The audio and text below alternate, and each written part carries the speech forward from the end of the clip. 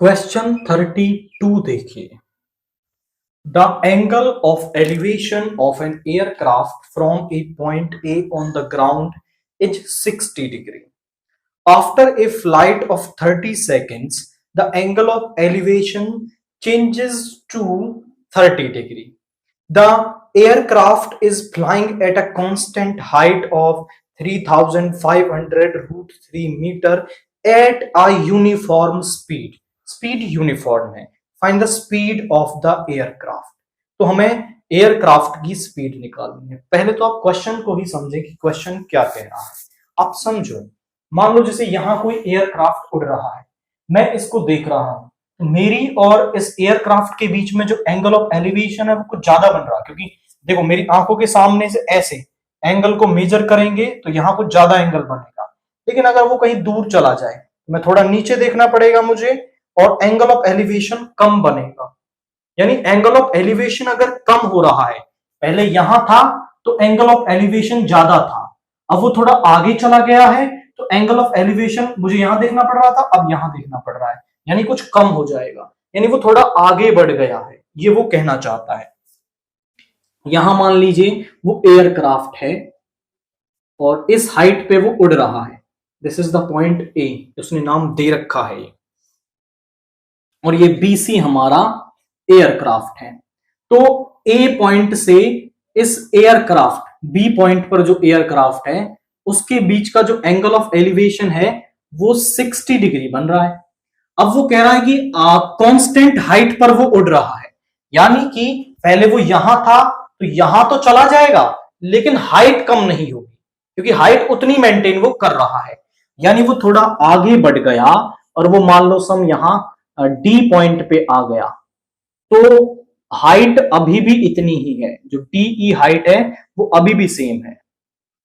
So this, अब ए point से इसका जो एंगल ऑफ एलिवेशन है वो 30 डिग्री, अब देखें ना एंगल कम हो गया, यहां ए पर 30 डिग्री कम हो गया। वो कह रहा है कि इस ड्यूरेशन को उसने 30 सेकंड में कवर किया है, 30 सेकंड के आफ्टर यहां पे आ गया। अब मुझे निकालनी है स्पीड। भैया स्पीड का फॉर्मूला होता है डिस्टेंस पर यूनिट टाइम।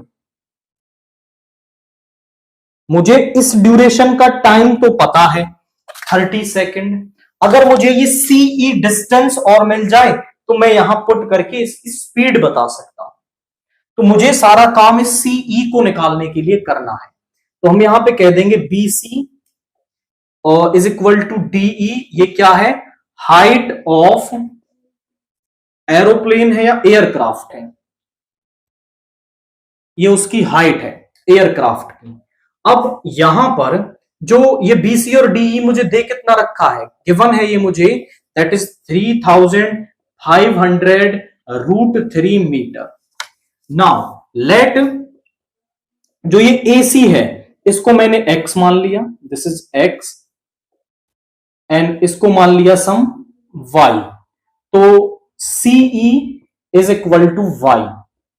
इन ट्रायंगल बीसीए लेते हैं, in triangle BCA, BC upon CA. अब ध्यान से देखें तो ये वाली जो साइड है वो perpendicular, this is base, perpendicular over base होता है आपका 10, और इस ट्रायंगल में बीसीए में जो एंगल है वो बन रहा है 60 डिग्री।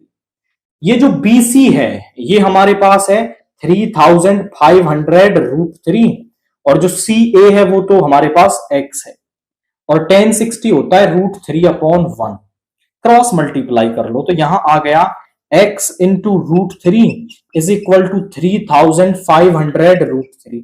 रूट 3 से रूट 3 कैंसिल हो गया, x आ गया 3500 मीटर, यानी ये डिस्टेंस है 3500 मीटर। इन ट्रायंगल डीईए ले लेते हैं, in triangle DEA, DE upon EA, DE upon EA, DE upon EA, ये परपेंडिकुलर, ये बेस होता है 10, और इस वाले एंगल में, इस वाले जो ट्रायंगल में एंगल बन रहा है वो बन रहा है 30 डिग्री।